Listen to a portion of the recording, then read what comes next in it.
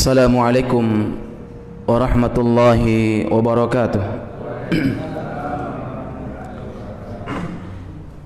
Innal hamdalillah nahmaduhu wa nasta'inuhu wa nastaghfiruh wa na'udzu billahi min shururi anfusina wa min sayyiati a'malina. Man yahdihillahu fala mudilla lahu wa man yudlil fala hadiya lahu. أشهد أن لا إله إلا الله وحده لا شريك له وأشهد أن محمدا عبده ورسوله يا أيها الذين آمنوا اتقوا الله حق تقاته ولا تموتن إلا وأنتم مسلمون يا أيها الناس اتقوا ربكم الذي خلقكم من نفس واحدة وخلق منها زوجها وبث منهما رجالا كثيرا ونساء واتقوا الله الذي تساءلون به والأرحام إن الله كان عليكم رقيبا يا أيها الذين آمنوا اتقوا الله وقولوا قولا سديدا يصلح لكم أعمالكم ويغفر لكم ذنوبكم ومن يطع الله ورسوله فقد فاز فوزا عظيما أما بعد فإن أصدق الحديث كتاب الله وخير الهدي هدي محمد صلى الله عليه وسلم وشر الأمور محدثاتها فإن كل محدثة بدعة وكل بدعة ضلالة وكل ضلالة في النار. Ahibati fillah, kaum muslimin, jamaah yang dimuliakan oleh Allah Subhanahu wa taala. Alhamdulillah kita kembali dipertemukan oleh Allah Subhanahu wa taala di majlis ilmu, dan semoga kita berharap kepada Allah Subhanahu wa taala agar diberikan manfaat, diberikan ilmu yang bermanfaat, sehingga kita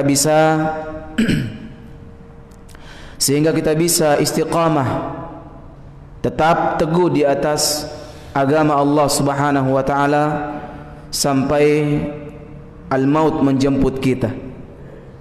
Karena tujuan kita hidup untuk mentauhidkan Allah Subhanahu wa taala sampai ajal menjemput kita. Dan ingat, perjalanan kita masih panjang jemaah. Perjalanan kita menuju kampung kita yang sesungguhnya masih panjang. Oleh karena itu, satu yang kita butuhkan yakni taufik dari Allah Subhanahu wa taala untuk bisa sabat, kokoh, istiqamah di atas agama Allah Subhanahu wa taala. Dan ingat, bukan saat ini yang dihitung oleh Allah Subhanahu wa taala, namun akhir hidup kita itu yang menentukan. Ya. Bila khawatim, kata Nabi sallallahu alaihi wasallam, sungguhnya yang dihitung itu akhirnya. Kalau kita meninggal di atas ketaatan, alhamdulillah, itu yang dinilai oleh Allah Subhanahu wa taala.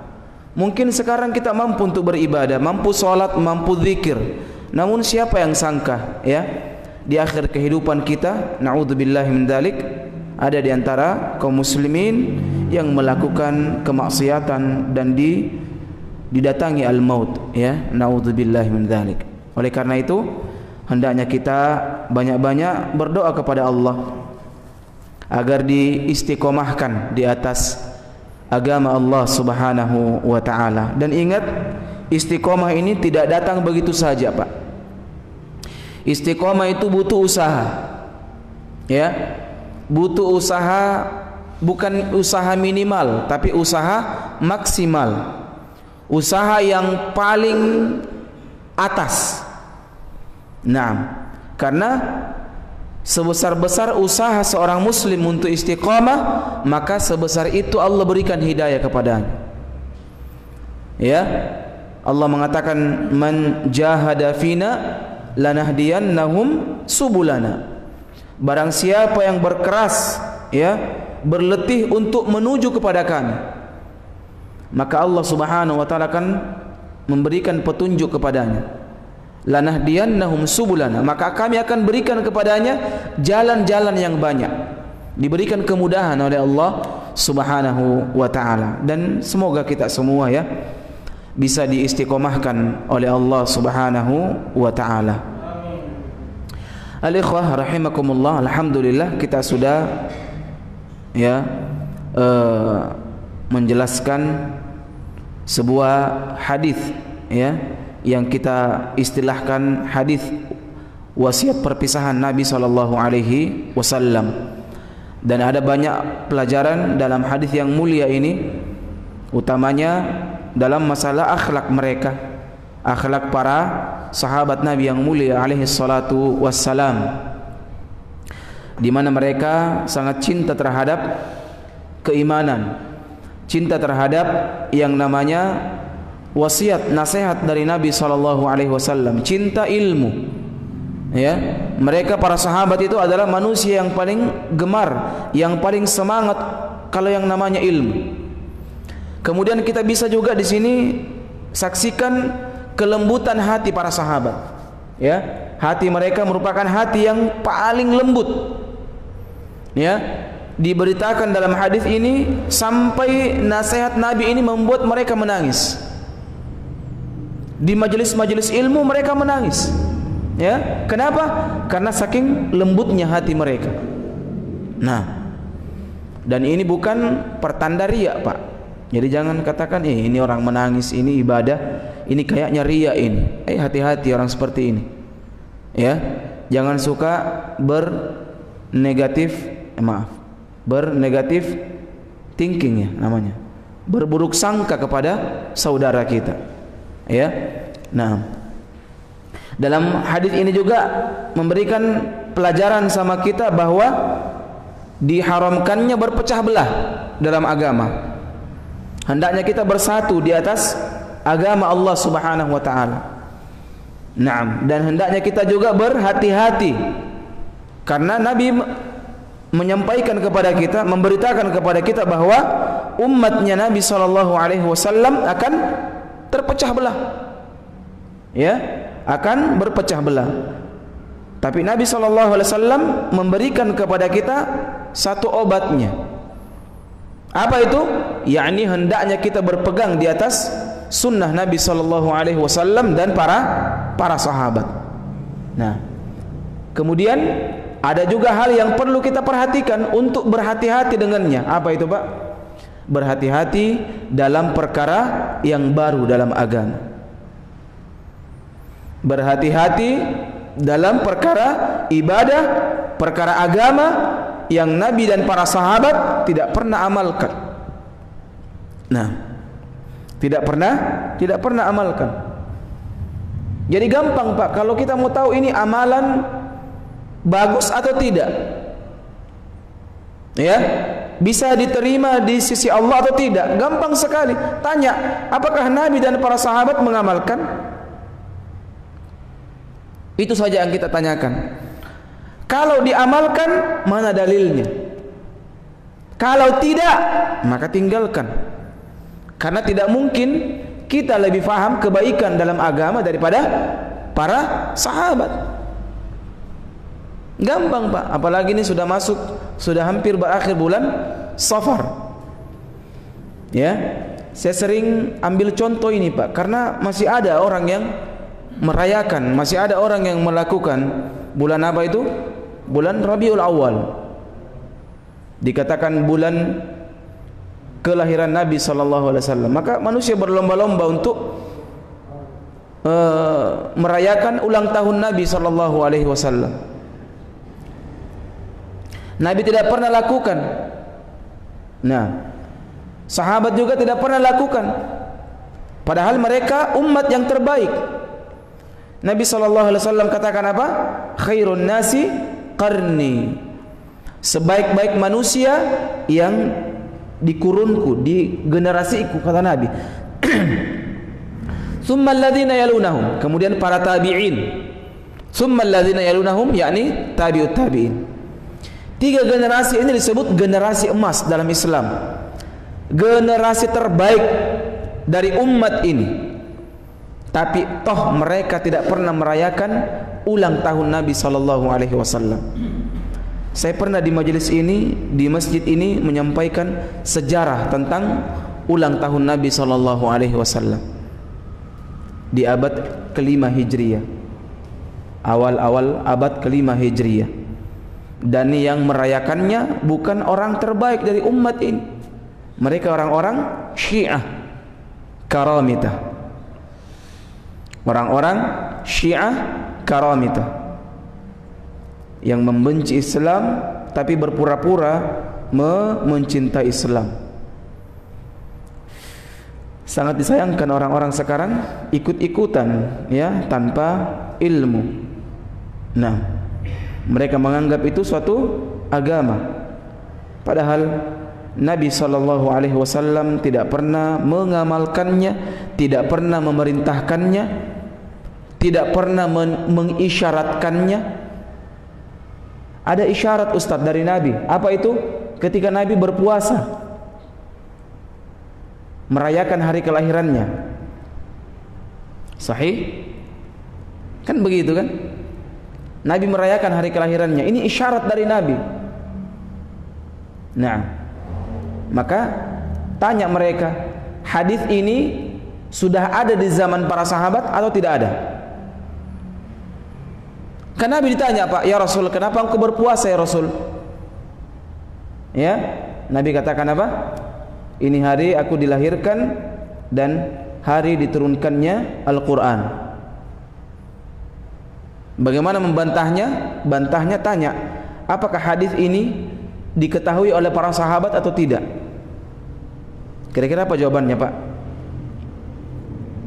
Ayo, kasih saya jawaban jamaah supaya hidup juga majelis. Hadis ini sudah ada di zaman sahabat atau belum, Pak? Sudah ada.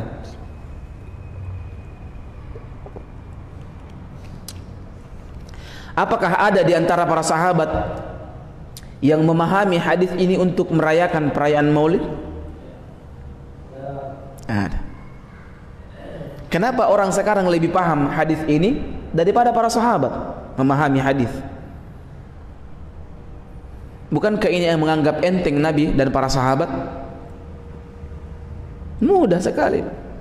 Nabi, para sahabat tidak amalkan. Apakah Imam Syafi'i amalkan? Tidak. Imam Syafi'i di zamannya belum ada ini.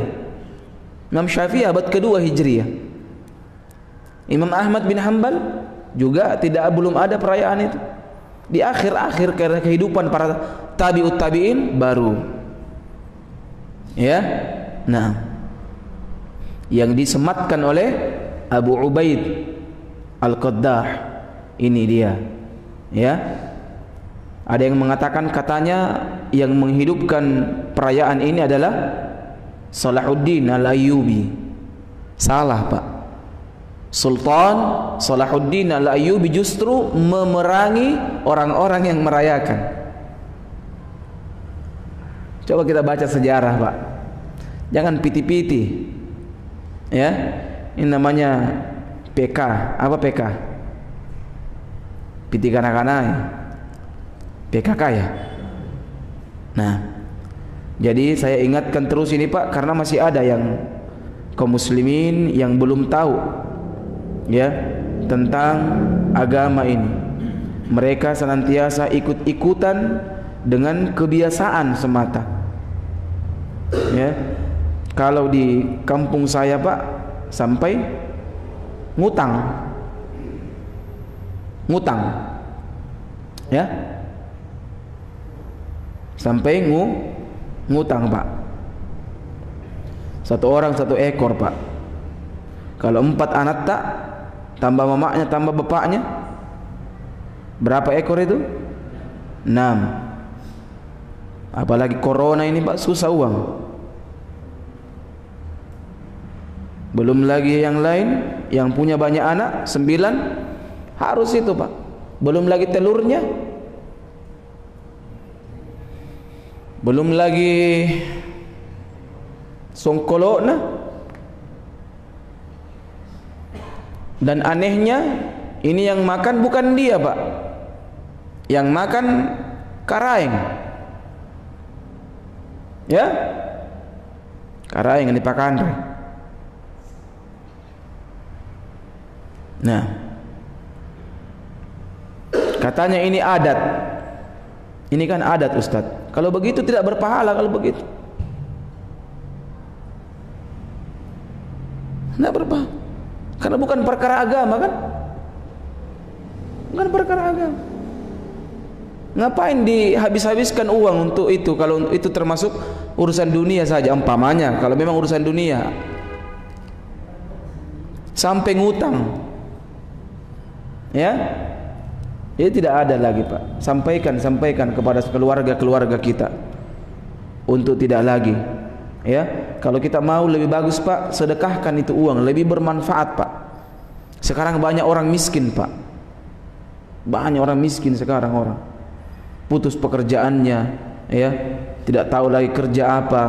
Banyak kegiatan-kegiatan yang dibatasi dengan adanya pandemi seperti ini. Hendaknya uang itu kita manfaatkan sebaik-baiknya, Pak. Masa-masa sekarang ini enak membantu karena tepat guna. Tepat guna, Pak. Kalau orang semua kaya kita sumbang, tidak. Tapi ketika kita miskin, ketika pandemi, ketika kemiskinan merebak, maka waktu ini adalah waktu yang paling afdal untuk kita infakkan harta kita. Kalau memang ada, Pak. Ya. Naam. Kita lanjutkan jamaah yang dimuliakan oleh Allah Subhanahu wa taala. Ada ya 4 sifat dari para salaf kita yang saya kasih rangkum dalam sebuah hadis lagi. Hadis Ibnu Mas'ud, ya, diriwayatkan oleh Imam At-Tirmidzi. 4 sifat ini, ya, yang dimiliki oleh para sahabat yang sangat luar biasa, Pak, yang akan kita jelaskan insyaallah, ya. Namun hebatnya, siapa yang memiliki 4 sifat ini tidak akan tersentuh api neraka, Pak. Masya Allah. Dalam sebuah hadis disebutkan, Ani bin Mas'udin radhiyallahu ta'ala anhu 'anil Nabi sallallahu alaihi wasallam qala, ala ukhbirukum biman tuharramu alaihi nar. Dari Ibnu Mas'ud radhiyallahu ta'ala anhu. Ibnu Mas'ud ini seorang sahabat yang mulia, yang paling paham Al-Quran, ya. Bahkan beliau termasuk di antara sahabat yang miskin, Pak, beliau. Tapi dapat istri kaya. Dapat istri kaya. Jadi kalau menikah sama orang kaya, Pak, tidak ada masalah. Cari akhwat mungkin yang kaya, bisa, tidak ada masalah, Pak. Mau? Kalau mau, Ji. Nah, itu jawabannya. Upa punairo. Tapi kalau cari akhwat yang kaya, boleh. Ibnu Mas'ud. Bahkan istrinya Ibnu Mas'ud ini, kalau saya tidak salah namanya Fatimah, itu kalau mau berinfak, dia kasih suaminya. Bertanya sama Nabi, ya Rasul, kepada siapa saya berinfak? Apa kata Nabi? Suamimu kasih. Diinfak suaminya. Tapi sudah kakon nih. Makasih banyak. Orang kaya istrinya. Orang kaya. Ibnu Mas'ud miskin, Pak, Ibnu Mas'ud, Pak. Tapi beliau miskin dari sisi dunia, tapi kaya dari sisi akhirat. Makanya istrinya suka sama beliau. Ya tomo kasih asih. Kok dalam tomo pentanjaan. Tina tomo paham agama. Ai deh. Tarlah sampai poin. La ilaha illallah. Mau dia apa ini orang, Pak? Ndak paham agama, jelek lagi, miskin, ndak betul misi pakna. Hah? Jangan bunuh diri, Pak. Mau diruqyah ini orang ini kalau begini. Ini ruqyah mana-mana nih. Ini Ibnu Mas'ud miskin, Ibnu Mas'ud.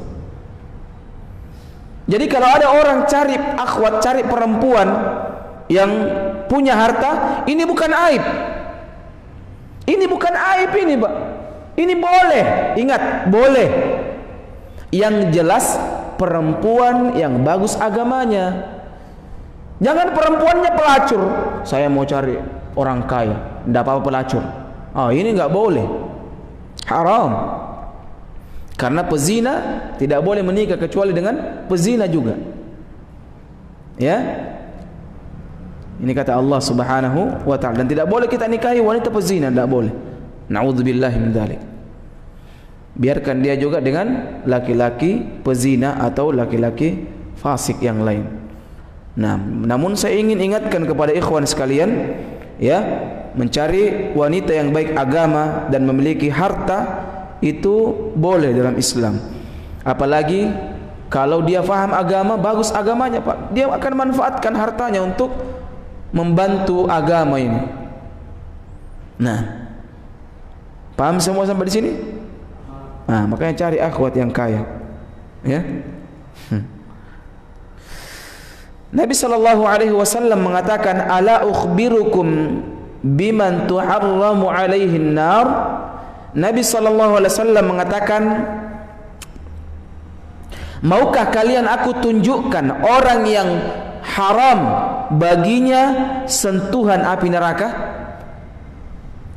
Luar biasa, Pak. Kira-kira kalau kita ini biasanya, Pak, kalau kita ngomong, ngumpul, nongkrong sama orang-orang, biasanya kita ngomong apa, Pak? Mau kuliah orang paling kaya. Ya gitu kan? Penasaran enggak, Pak? Penasaran. Ini lebih dari kaya ini, Pak. Tidak tersentuh api neraka. Luar biasa, Pak. Dan ini kekayaan yang paling luar biasa, Pak. Kesuksesan yang paling luar biasa. Kesuksesan yang hakiki. Ini apa kata Allah Subhanahu wa taala? Faman zuhziha 'anil nari wa udkhilal jannata faqad faz. Allah mengatakan, barang siapa yang diselamatkan dari neraka, dimasukkan ke dalam sorga, maka dia orang yang sukses. Jadi bukan orang sukses itu, Pak, banyak uang, Pak. Betul tidak? Karena kalau uang, harta, Pak, Allah kasih kepada orang kafir juga kepada orang mukmin. Ada enggak orang kaya kafir, Pak? Banyak, si Gumpoang. Lebih banyak orang kaya yang kafir. Ya?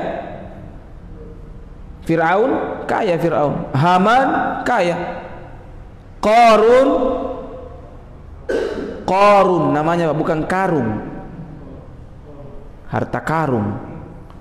Sebenarnya itu harta Qarun. Itu dari Islam, yang Allah benamkan dia dengan hartanya.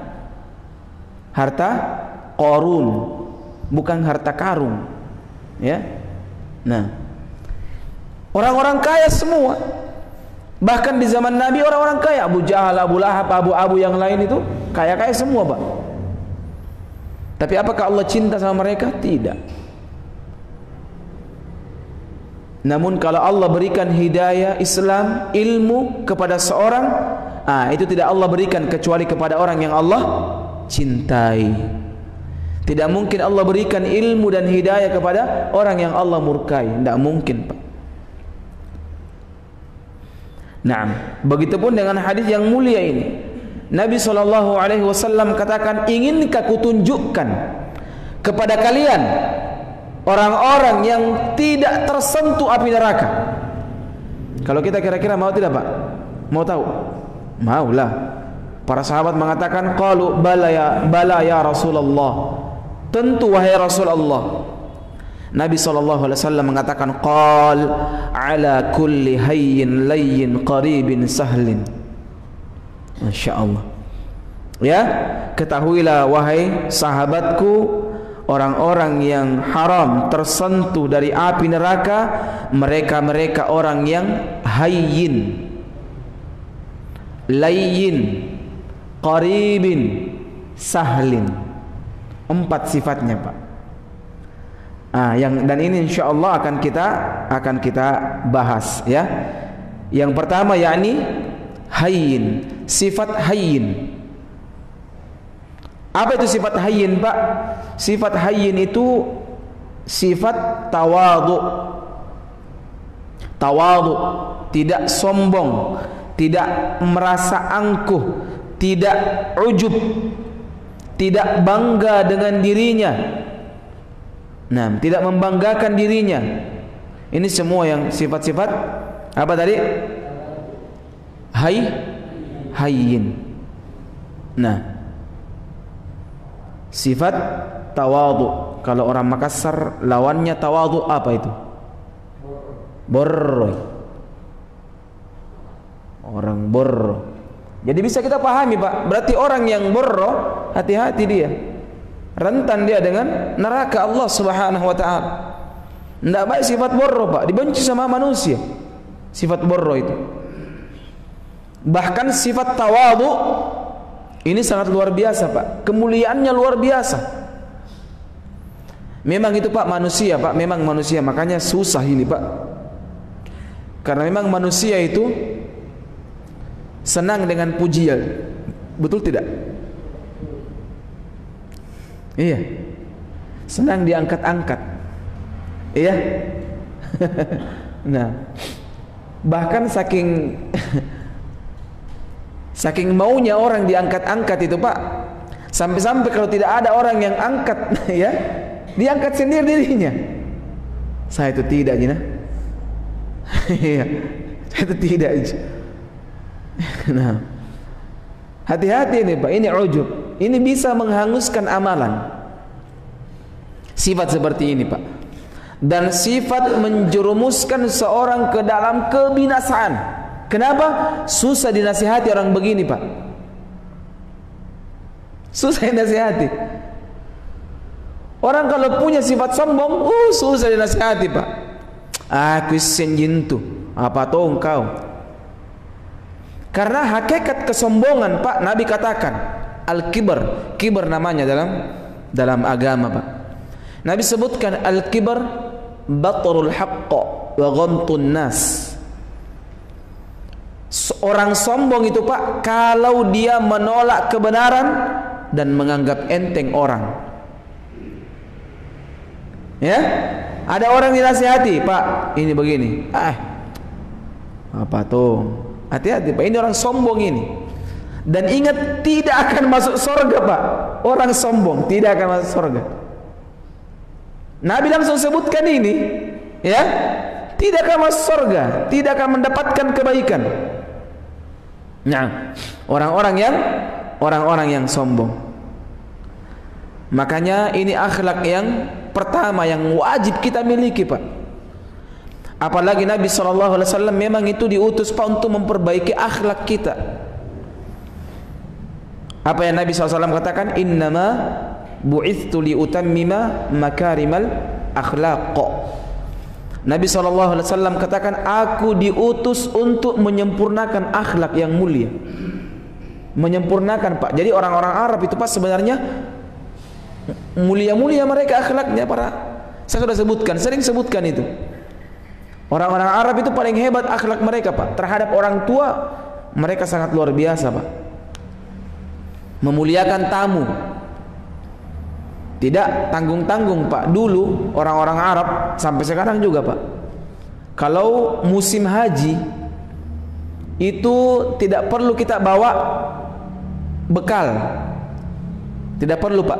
Selama sudah masuk di tanah haram, tidak perlu bawa bekal. Kenapa? Orang-orang Arab akan menjamu kita. Mereka berlomba untuk menyembelih kambing, sapi, onta mereka. Ribuan, bahkan ribuan, Pak, mereka sembelih. Untuk apa? Menjamu jamaah haji. Dari zaman dulu itu, Pak, sudah ada haji. Orang-orang jahiliyah juga melakukan haji. Tentunya dengan berbagai kesyirikan-kesyirikan yang mereka lakukan. Ya, umroh juga begitu pun umroh. Orang-orang kafir jahiliyah dahulu melakukan juga umroh. Apa yang mereka tidak lakukan, Pak? Sholat. Sholat, ya, mereka tidak lakukan. Nah, Tapi sholat di zaman dahulu sudah ada. Ya, sholat di zaman dahulu sudah ada. Nah, jadi mereka itu mulia-mulia hidup akhlaknya. Makanya Nabi disuruh untuk menyempurnakan akhlak mereka. Nah, akhlak yang syirik dihilangkan, yang sudah baik diperbaiki lagi. Makanya Islam itu datang, Pak, bukan menghilangkan adat istiadat. Salah itu, Pak. Membuang tradisi, salah itu. Islam datang itu untuk meluruskan adat dan tradisi. Meluruskan saja, memperbaiki. Kasih cilak sedikit saja. Ya, adat-adat istiadat yang baik dipertahankan, adat-adat istiadat yang kurang baik dibuang. Sama dengan adat istiadatnya orang-orang dahulu, ya, itu biasa mengubur anak perempuan mereka, Pak. Anak perempuan itu dibunuh mereka. Dibunuh anak-anak perempuan. Makanya tidak semua itu adat, Pak, boleh kita amalkan. Jangan bilang Kang adat ji ini, adat istiadat ji. Enggak boleh. Walaupun ada adat yang dibolehkan, ada juga adat yang tidak diperbolehkan dalam Islam kalau bertentangan dengan Islam. Nah, kaum muslimin yang dimuliakan oleh Allah Subhanahu wa taala. Jadi hendaknya kita berhias dengan sifat tawadhu. Dan ini sifatnya orang-orang hamba Ar-Rahman. Sifat khususnya kaum mukminin, orang-orang beriman, Pak. Dalam Al-Qur'an disebutkan wa ibadur rahmani alladzina yamshuna 'alal ardi hauna wa idza khatabahumul jahiluna qalu salama. Dalam surah Al-Furqan Allah Subhanahu wa taala mengatakan wa ibadur rahman, dan hamba-hamba Ar-Rahman alladzina yamshuna 'alal ardi hauna, yakni mereka berjalan di bumi dengan apa? Hauna, rendah hati. Mereka rendah hati, Pak. Mereka tawadhu. Orang-orang beriman tawadhu. Makanya Imam Syafi'i ini sangat terkenal, Pak, perkataan beliau. Ya. Orang-orang tawadhu itu, Pak, seperti mutiara yang di bawah laut. Tidak nampak tapi mulia. Tapi orang-orang yang sombong, tidak punya apa-apa, Pak, itu seperti apa? Dia di laut yang nampak itu, Pak. Semua yang nampak di atas itu pasti sesuatu yang kurang berharga, Pak. Yang amawang, atau amawang yang terapung, Pak. Apa-apa yang terapung, Pak? Sampah, bangkai, kotoran. Tidak ada itu. Tidak ada mutiara amawang. Ada? Enggak ada. Di bawah itu dasar laut itu mutiara, Pak. Tapi diselami oleh orang-orang, dicari. Kenapa? Mulia. Begitupun orang-orang beriman. Sifatnya orang-orang beriman yakni hauna. Mereka berjalan di bumi ini dengan rendah hati. Wa idza khatabahumul jahilun qalu salama. Dan apabila orang-orang jahil mengganggu mereka, biasa kan begitu, Pak, kita dipacai-cai sama orang-orang jahil. Ya, apa yang orang-orang beriman katakan? Qalu salama. Tidak keluar dari lisan mereka kecuali kalimat-kalimat yang mengandung keselamatan. Dia tidak menghardik, tidak juga menghina. Ya, karena biasa begitu. Orang lewat pakai jenggot umpamanya, dibilangnya apa, Pak? Semakin panjang jenggotnya semakin goblok. Ada bilang itu. Ya. Na'udzubillah min dzalik. Semakin panjang jenggot semakin goblok katanya. Ini orang ngomong ini tidak paham ini. Ya. Nah, orang pakai jilbab, pakai cadar dibilang siapa? Ini kayaknya teroris ini. Dibilang ninja dan seterusnya. Ingat, jangan membalas dengan hardikan, Pak. Jawab dengan apa? Allah katakan, wa idza khatabahumul jahiluna qalu salama. Apabila orang-orang bodoh menyapa mereka, apa jawaban mereka? Qalu salama. Tidak ada keluar dari lisan ini kecuali apa? Kebaikan-kebaikan. Ada yang bilangi kita semakin panjang jenggot semakin goblok. Tade, salamat ke. Ya. Nah. Ada yang bilangi kita kadrun, apa? Kadrun ya. Apa kadrun? Katanya kadal gurun. Masya Allah. Memang ada kadal di gurun, Pak? Tidak ada. Lob yang ada, Pak, di gurun. Lob itu bukan kadal. Lob itu bukan kadal. Tidak ada kadal di gurun. Ada? Ada yang pernah lihat? Tidak ada. Yang kita biasa lihat itu lob. Lob itu bukan kadal. Dia sejenis seperti biawak. Seperti bentuknya biawak, tapi halal dimakan. Jadi orang yang mengeluarkan kata-kata ini saya kira orang bodoh. Ya, dua kemungkinan. Kalau bukan orang gila, orang bodoh. Allah katakan begitu, Pak. Orang yang menghina orang-orang beriman itu orang bodoh, Pak. Wa idza khatabahumul jahilun, jahil. Orang bodoh, kata Allah. Kenapa? Coba kita lihat, ada enggak kadal di gurun pasir, Pak? Di Arab Saudi sana tidak ada kadal. Yang ada lob. Kadal halal atau haram, Pak? Ada yang mau makan lob halal. Lob halal. Jadi tidak ada kadal di gurun. Tidak ada. Ya. Dan kalau kita dikatakan begitu, sudah, nggak usah terpancing. Anggap saja dia ya manusia yang bodoh atau memang gila memang. Wallahu a'lam bishawab. Gila atau bodoh, ya terserah dia mau pilih mana. Ya, mereka mau pilih mana, mau bodoh atau gila. Nah, dan ingat kita orang beriman hendaknya mengeluarkan kalimat-kalimat yang ma'ruf, dibantah dengan ma'ruf. Ya, kita borongi dia, doakan semoga dia dapat hidayah. Semoga dia dapat hidayah Islam. Hidayah Islam, hidayah petunjuk diberikan oleh Allah Subhanahu wa taala. Jadi ini sifatnya orang-orang beriman, Pak. Apa itu? Sifat tawadhu. Dan ingat, ketika kita merendahkan hati kita karena Allah, kita tawadhu karena Allah, maka Allah akan angkat derajat kita. Jadi saya sering katakan, Pak, tidak perlu kita yang promosikan diri kita di hadapan manusia. Kita tidak perlu mengandalkan diri kita untuk mempromosikan diri kita. Enggak perlu. Kita cukup merendah saja, Allah yang akan mengangkat derajat kita. Allah yang angkat derajat kita. Ada orang yang mau rendahkan kita, silakan, enggak ada masalah. Karena yang memuliakan seorang adalah Allah Subhanahu wa taala. Dengarkan perkataan Nabi sallallahu alaihi wasallam dalam hadis Muslim dari sahabat yang mulia Abu Hurairah radhiyallahu taala anhu.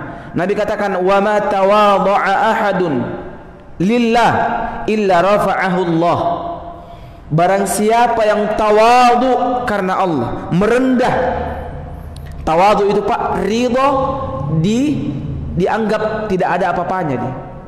Ridho dia, terima dia, dianggap tidak ada apa-apanya. Manusia anggap dia tidak ada apa-apanya, tapi dia ridho dengan itu, ini tawadhu.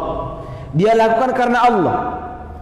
Nabi SAW mengatakan apa? Illa rafa'ahu Allah, kecuali Allah akan mengangkat derajatnya. Makanya Islam itu semakin dihina, semakin mulia itu Islam, Pak. Semakin mulia itu Islam. Ya, semakin dihujat, digunjing, di ini, yakin semakin mulia itu Islam. Jangan khawatir, Pak. Ya. Tanda apa itu? Tanda Isya. Jadi ini sifat yang pertama, yakni sifat tawadhu. Nah, hadis yang kita barusan ini baca, Pak, Imam An-Nawawi rahimahullah taala mengomentari, ya, dan insyaallah kita akan bahas di pertemuan berikutnya. Komentar beliau sangat panjang tentang hadis yang mulia ini, dan intinya ya, Nabi sallallahu alaihi wasallam kan menyampaikan bahwa Ini 4 sifat yang kalau kita miliki Pak, maka Nabi SAW mengatakan apa? Terbebas dari neraka Allah Subhanahu wa ta'ala. Nah, dan semoga kita semua termasuk dalamnya, ya, insyaallah. Saya kira cukup, semoga bermanfaat. Subhanakallahumma wa bihamdik, asyhadu an la ilaha illa anta astaghfiruka wa atubu ilaik.